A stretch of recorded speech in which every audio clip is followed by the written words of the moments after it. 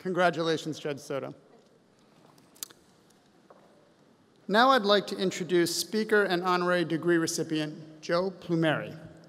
A widely renowned leader in the financial services industry, Mr. Plumeri is vice chairman of the First Data Board of Directors and also leads the company's client delivery, innovation, and marketing organization. In addition to his role as senior advisor to the chairman and CEO, the teams working under Mr. Plumeri's direction are responsible for all of First Data's global sales. He also is a senior advisor to Kohlberg Kravis Roberts, a leading global investment firm of which First Data is a portfolio company. Mr. Plumeri previously served for 12 years as chairman and CEO of Willis Group Holdings, PLC. Prior to joining Willis, Mr. Plumeri had a 32-year career at Citigroup and its predecessor companies. As CEO of Citibank North America, he led the integration of the consumer businesses at Citicorp and Travelers Group. Mr. Plumeri attended New York Law School in the 1960s. He was hired by Sanford Weill and left school soon after starting to work at the brokerage firm Carter, Berlind & Weill, a predecessor to Shearson. He is the author of the newly released national bestseller, The Power of Being Yourself, a game plan for success by putting passion into your life and work.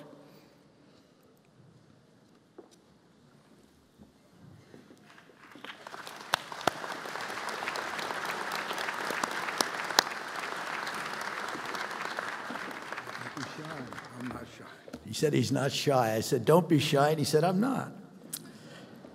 Today's award to Mr. Plumeri falls under the category of unfinished business. Joe, in recognition of your tremendously successful career in financial services and insurance, your long-standing pride over your affiliation with New York Law School, which you attended but did not graduate from, and for your, even though you've done okay, and for your numerous charitable and philanthropic endeavors, unlike the rest of you students who are graduating today, the law school is proud today to bestow on you, at long last, the law degree that you started 50 years ago. Congratulations. Thank you. Thank you.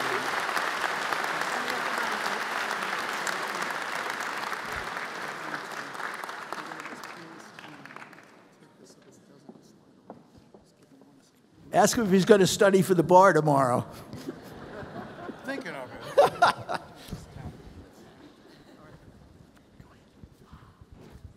Wow, here's your diploma. Wow, that's cool. A diploma. I'll hold it while Thank you you. talk. Hang on. Want to take a picture? Arthur, let's get a picture.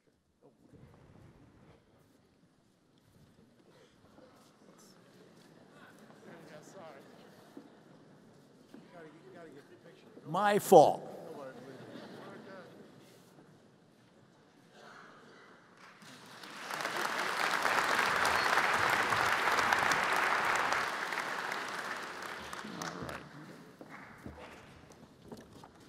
How you doing? You doing all right? I stand between you and the thing. All the speakers, I'm the last one. So you want this to go on, right? Nah, come on, tell the truth. I want to thank Chairman Abbey, and I want to thank Dean Kroll. This is an unbelievable occasion. I want to thank the faculty. I want to thank everybody, actually. I mean, I'm here. I feel like Pavarotti with the. This is really cool. This is I can't tell you. This is cool. You're giving an honorary degree to somebody that quit.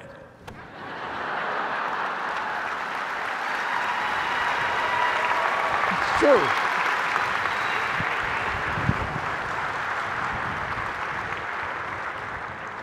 You have no idea. I don't like standing behind there, so you don't mind this, do you?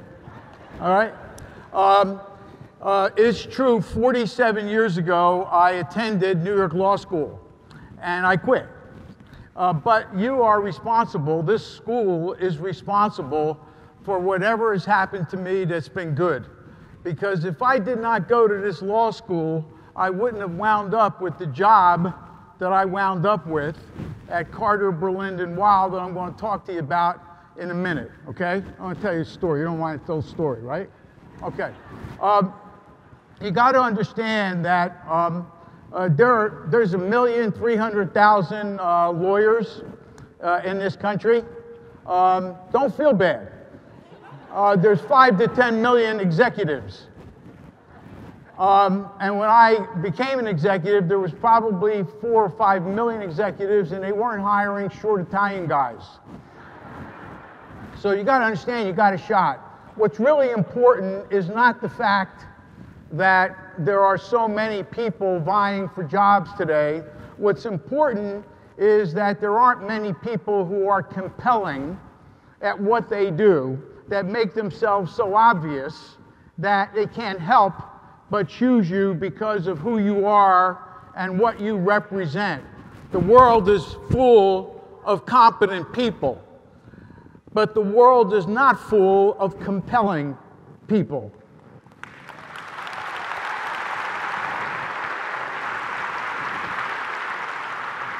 I want to talk to you about the things that I think will make you compelling. At least it's made me compelling.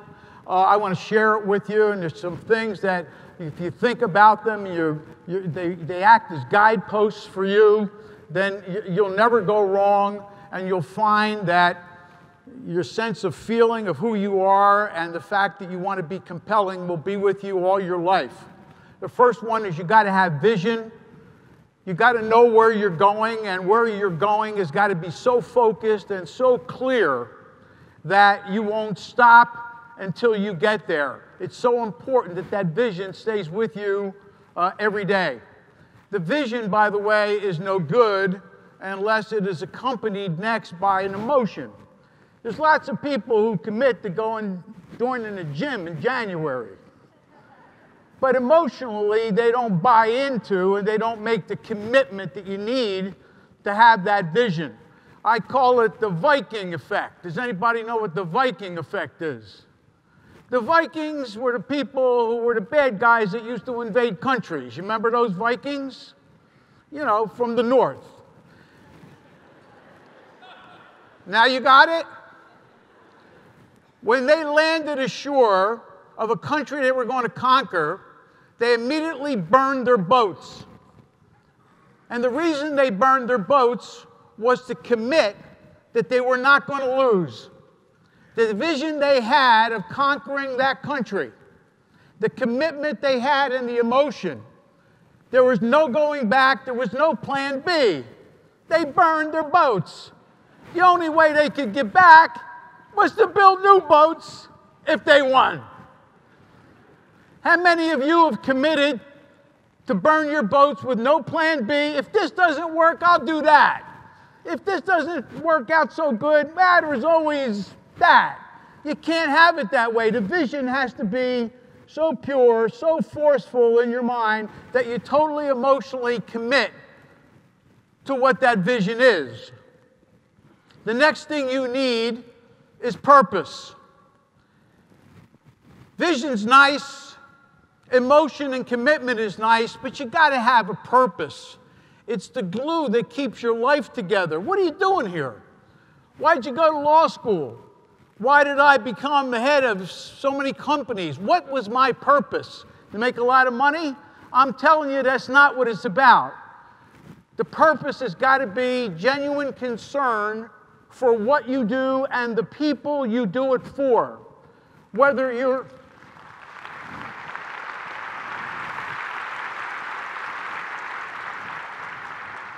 if you're going to practice law, criminal law, you're going to work in corporate law, or you're going to use the law to do something else, it doesn't matter what it is. What matters is that you have genuine concern for people. It's not about technology.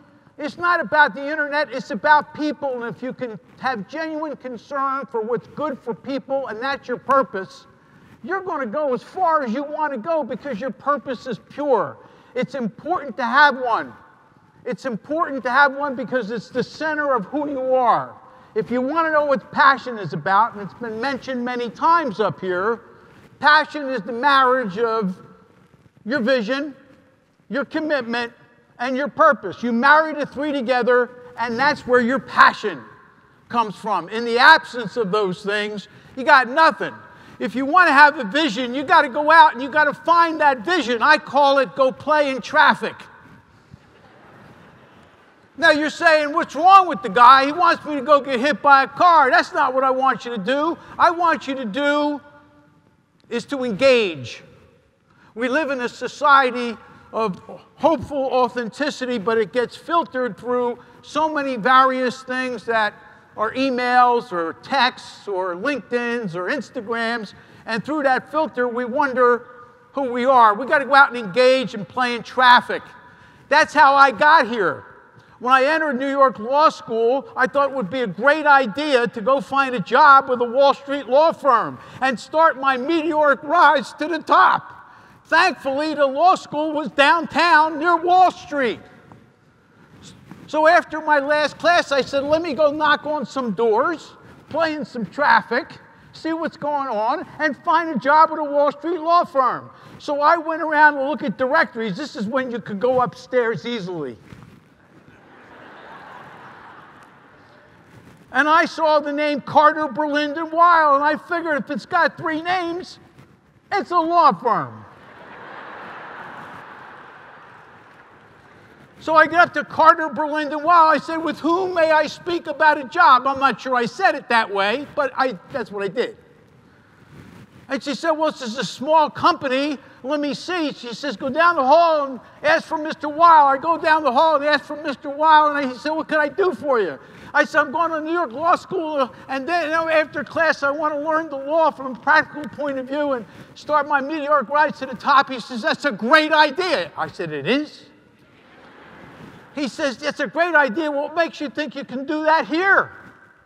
I said, this is a law firm. He says, no, it's a brokerage firm.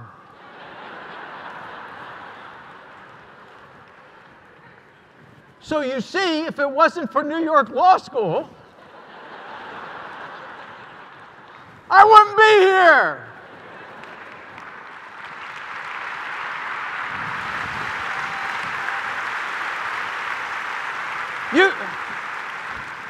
So I start to walk out, and he says, no, that's a good idea. He says, no, I like your moxie. They put a desk inside a closet, took the door out of the closet. Half of me was in the closet, half of me was in the hallway. People would knock me in the back of the head, call me Joey baby. I was a gopher. I went for this, I went for that. 20 years later, that company became Shearson Lehman Brothers. And I was the president of that company because of New York Law School.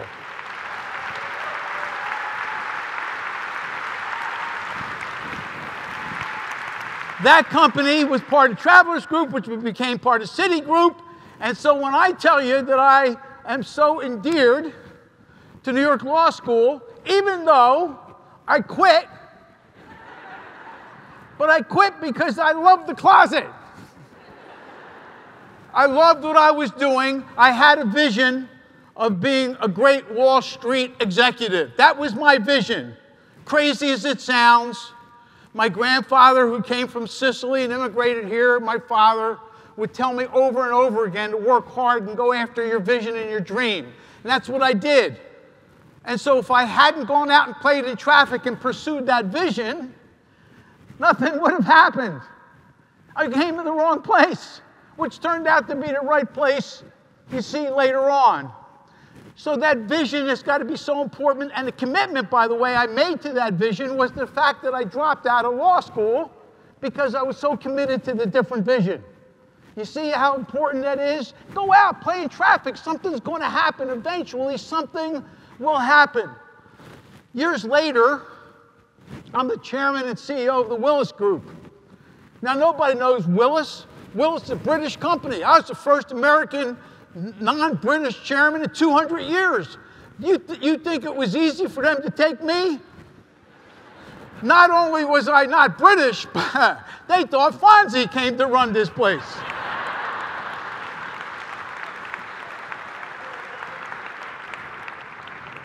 Fast forward to 2008. Now this company that lost money was now the leading insurance broker in the world.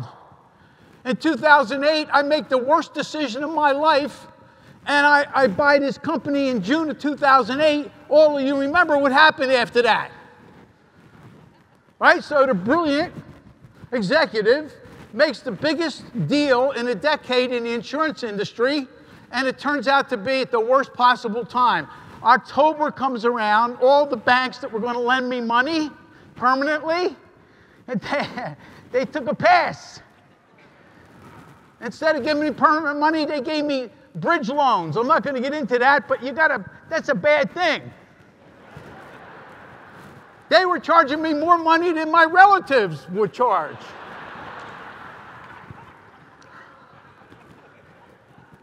We do the deal, but it's tough times. The credit markets were closed. In November of that year, my oldest son passes away. So I got back-to-back adversity. I could dig a hole and jump in it, or I could face my adversity, face my fears, because they become your limitations if you don't. And you blast through it. In February of 2009, I find that now I got this other company. I got 5 offices in Chicago. I need to be able to merge all these people together culturally and economically. So I asked my real estate people, where's the most space in Chicago? They said the Sears Tower. It's the largest building in the Western Hemisphere. So I said, I want to see the owner. I see the owner and I said, you got any space? He says, I got space. Most people were moving out because they thought the terrorists were going to hit them. So it was under 70% occupied. So I said to him, I'd like to negotiate a good price for you. And he says, what do you got in mind? I said, I don't want to insult you. He said, no, please, what do you got in mind? I said, $10 a square foot. He said, you insult me. The average rate was $35. I finally negotiated $14.50. He said, do we have a deal? People in real estate know that's a good deal. $14.50. He said, do we have a deal? I said, not exactly. I said, the problem with the building is, you see vision, okay, commitment, all that stuff really works. I said, the name of that building's a jinx. People who hear Sears, they want to get out. They think a terrorist is going to attack them. I said, you should put a vibrant, futuristic, enthusiastic company's name up there. He said, Willis? I said, yeah, Willis. Nobody knew Willis. They thought it was that kid on television. What's up?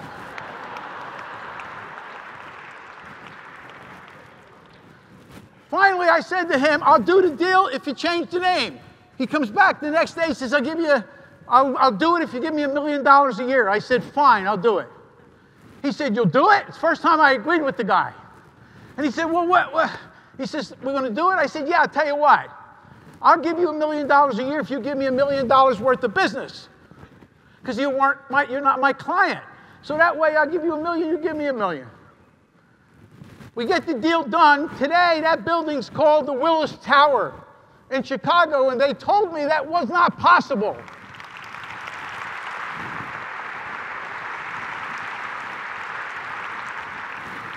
The night that we dedicated the building, I was on the NBC Nightly News, and Brian Williams said to me, he says, how, after all these years, did you come along and change the name? It's been that way since 1973. What did you do to make them change the name? I looked into the camera and I said, I asked.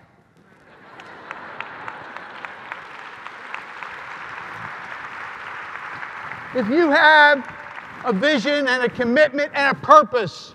My purpose was to take care of the employees of my company. My purpose was to make sure that the investors in the company did well. They were people. I was genuinely concerned about what was going on.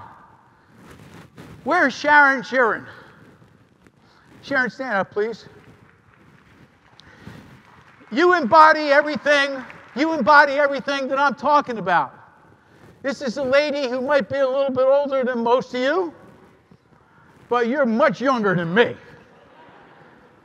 This is a lady who not only raised children, she decided to go to college. She graduated summa cum laude the day her son graduated from college.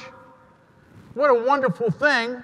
And somebody says to her, you know, you ought to pursue your dream and go to law school, which I think is cool because she takes the assets and all the stuff you take today, and she does a video. And the video that she does, she begins to cry and break down and tell her story as she's sending it to this school. And instead of pushing the delete button and saying, no, that's not good, I'm going to do another take, which is what most people would do because they don't want to share their heart. They don't want to share who they are. She didn't push the delete button. She sent it while she was crying and telling her story. I think people like that in the world are the kind of people we need, people who are themselves.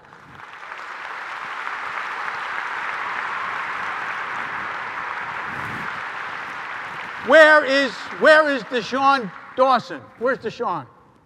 Deshaun, you want to stand up, please?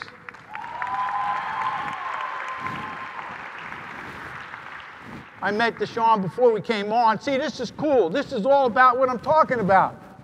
Deshaun was in financial services business. He said to me while we were roping up, he says, I was in the insurance business. He said, I was part of the round table. If you don't know who the round table is, those are the people who sell a lot of insurance. But that wasn't your dream. Your dream was to go to law school and become a lawyer. Even though you commuted 180 miles a day and you took care of your father who was on dialysis, you see, the vision was so clear, the commitment was so ingrained in your head, the purpose was there, and you sit here today. I have so much respect for you and everybody in this class because I'm sure everybody's got the same story.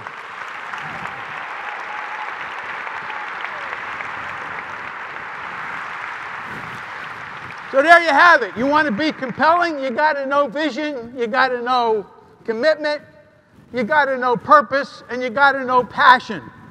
But knowing the words is not enough. Everybody knows those words, but they don't know the music. You see, they know vision, but they don't see it. They know commitment, but they don't sell out to it. They know purpose, but they have none. They know passion, but they don't feel it. You want to go from competent to compelling, you have to be able to take the words and the music. And the music comes from your heart. It's the electrical, visceral feeling that you give off every day that shows people you're compelling, you're obvious, you're better than the next person, and you are so clear and so purposeful in what you want to do. Now you know the words, now you know the music, it comes from your heart. This school breeds people who have heart. The community that I see here, and I do a few of these, is different than most places. This place is compelling. It's what makes you all breathe. You should have so much swagger as you walk out of here. Swagger's a cool word, isn't it? It's cool, isn't it? You got swagger in your hand. Let me tell you, does anybody know what swagger is? Let me tell you what it is, and I want you to never forget this. Got it? Come on, you're graduating from law school. It means you're smart. I didn't even do that. North of confident, south of arrogant is swagger. You got it? Let me hear it. North of confident, come on, this is your graduation.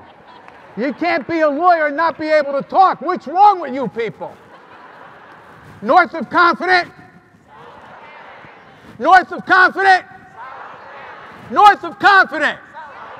Walk out of here with swagger. God bless you and thank you.